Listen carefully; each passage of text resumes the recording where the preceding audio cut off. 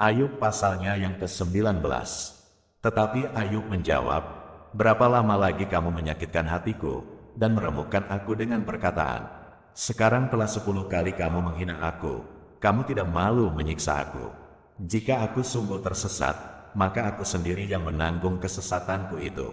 Jika kamu sungguh hendak membesarkan diri terhadap aku dan membuat celaku sebagai bukti terhadap diriku, insafilah bahwa Allah telah berlaku tidak adil terhadap aku dan menebarkan jalannya atasku.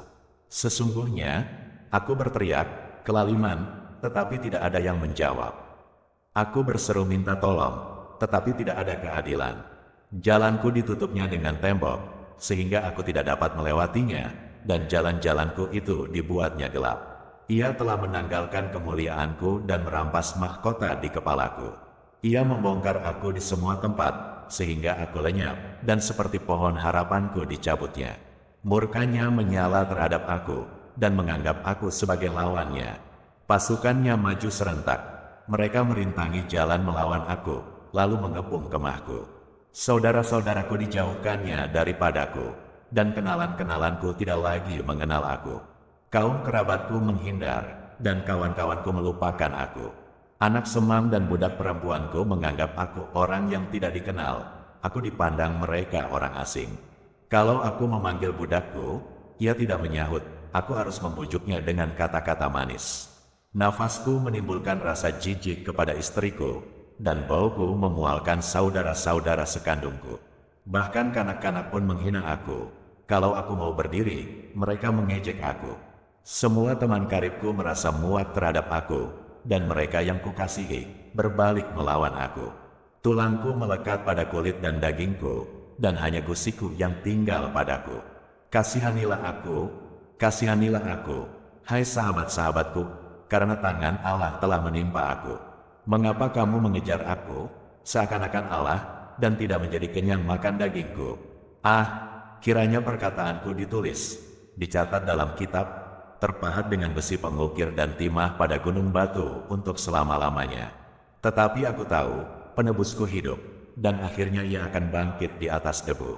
Juga sesudah kulit tubuhku sangat rusak, tanpa dagingku pun aku akan melihat Allah, yang aku sendiri akan melihat memihak kepadaku.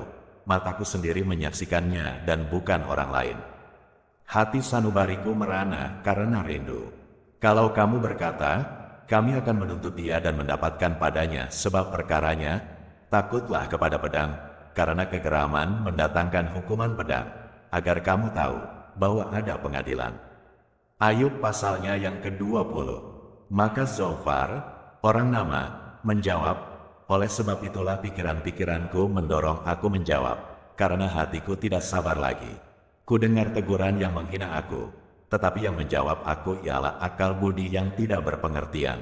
Belumkah engkau mengetahui semuanya itu sejak dahulu kala, sejak manusia ditempatkan di bumi, bahwa sorak-sorai orang fasik hanya sebentar saja, dan sukacita orang durhaka hanya sekejap mata.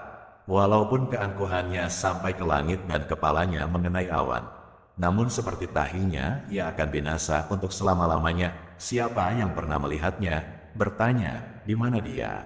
Bagaikan impian ia melayang hilang, tak berbekas, lenyap bagaikan penglihatan waktu malam.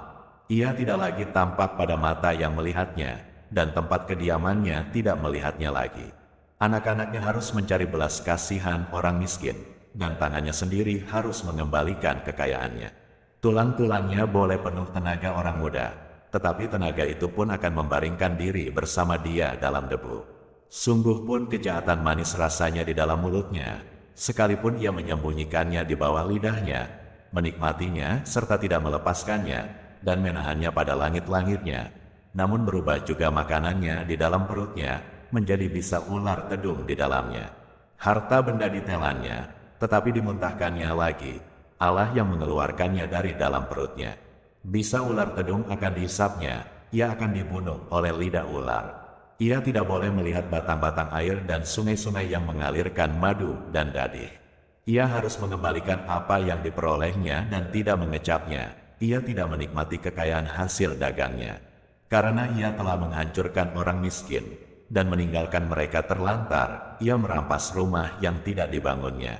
Sesungguhnya, ia tidak mengenal ketenangan dalam batinnya, dan ia tidak akan terluput dengan membawa harta bendanya.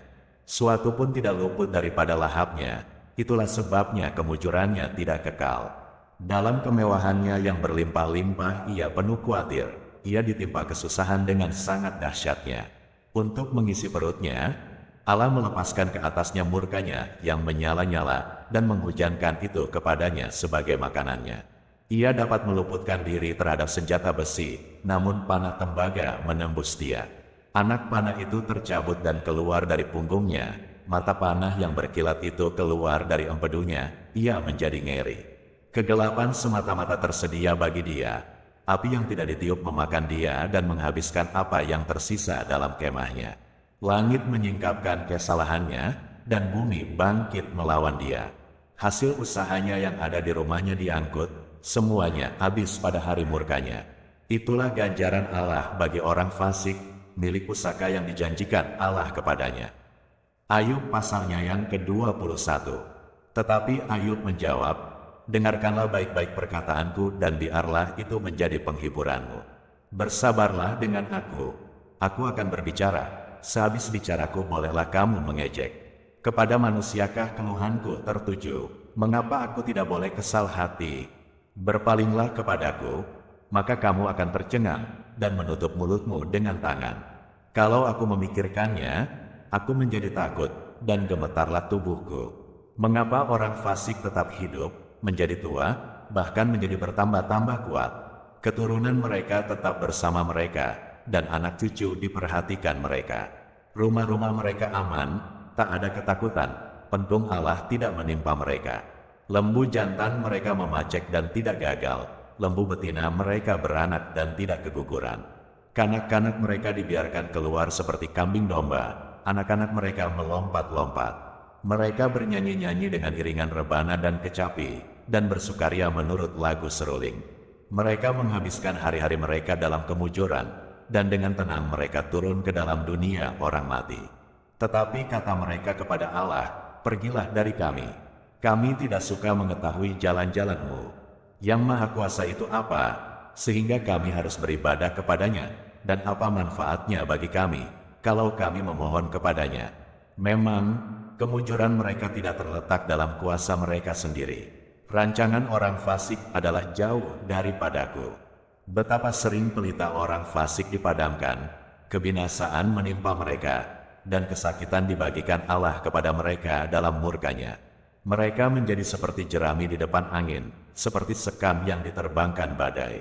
Bencana untuk dia disimpan Allah bagi anak-anaknya.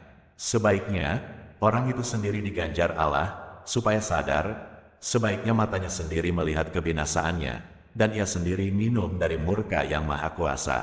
Karena peduli apa ia dengan keluarganya sesudah ia mati, bila telah habis jumlah bulannya. Masakan kepada Allah diajarkan orang pengetahuan, kepada Dia yang mengadili mereka yang di tempat tinggi.